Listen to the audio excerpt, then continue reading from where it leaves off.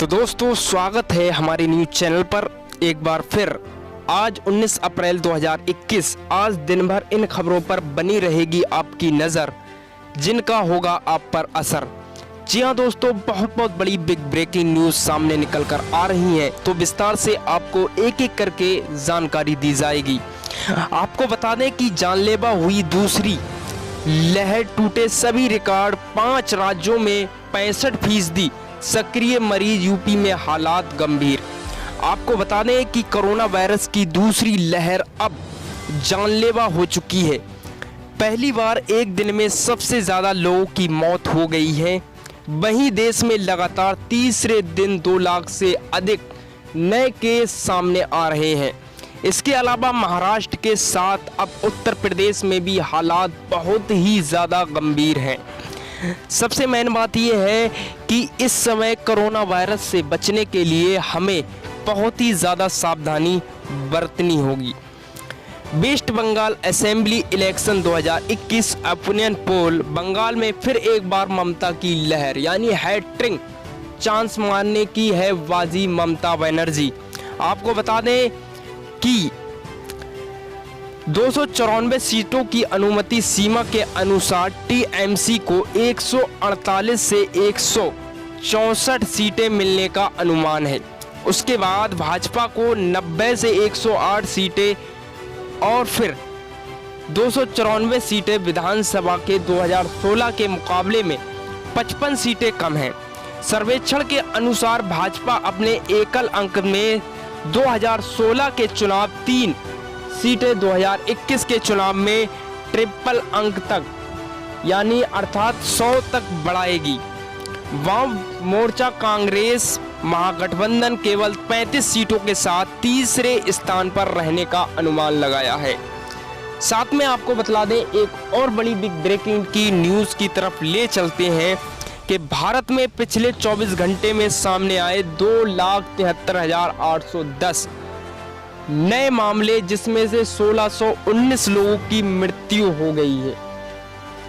सबसे पहली बात यह है कि लगातार दूसरे दिन देश में 2.5 लाख से ज़्यादा कोविड-19 के केस दर्ज किए गए हैं। केंद्रीय स्वास्थ्य एवं परिवार कल्याण मंत्रालय द्वारा जारी किए गए आंकड़ों के मुताबिक पिछले 24 घंटे के दौरान देश भर में 2,73,810 नए कोरोना मामले के सामने आए, जबकि एक दिन में वायरस के चलते 1619 लोगों की मौतें दर्ज हुई। यही आंकड़े एक दिन में अब तक दर्ज हुई है। सबसे बड़ी समस्या का समाधान ये है कि प्रधानमंत्री मोदी ने कुंभ मेले को लेकर ट्वीट करते हुए लिखा है कि आचार्य मंडलम शुभशर पूज्य स्वामी अवधेशानंद गिरी जी से आज फोन पर बात की कि सभी संतों के साथ स्वस्थ हाल जाना। सभी संतगण प्रशासन को हर प्रकार का सहयोग कर रहे। मैंने इसके लिए संत जगत का आभार व्यक्त किया है। पीएम नरेंद्र मोदी ने आगे लिखा है कि मैं प्रार्थना की है कि 2 शाही स्नान हो चुके हैं और अब कुंभ को कोरोना के संकट के चलते यानी प्रतीकात्मक ही रखा जाएगा, लेकिन इससे संकट की लड़ाई की ताकत मिलेगी। और दूसरी बड़ी खबर की ओर हम बात करने वाले हैं कि प्रियंका गांधी की यूपी सरकार से एक साथ काम करने की अपील। जानिए क्या बोली है महासचिव कांग्रेस। तो दोस्तों, अगर आपने अभी तक हमारा न्यूज़ चैनल सब्सक्राइब नहीं किया है तो प्लीज़ उसे सब्सक्राइब कर लें। आपको बता दें कि कांग्रेस महासचिव जो प्रियंका गांधी है, जिन्होंने अपना बयान दिया है, तो आइए जान लेते हैं। कांग्रेस महासचिव प्रियंका गांधी ने कहा है कि कांग्रेस के उप सरकार के साथ राजनीतिक मतभेद हो सकते हैं और यही रहेंगे, लेकिन इनके साथ समय हम एक साथ खड़े हो सकते हैं।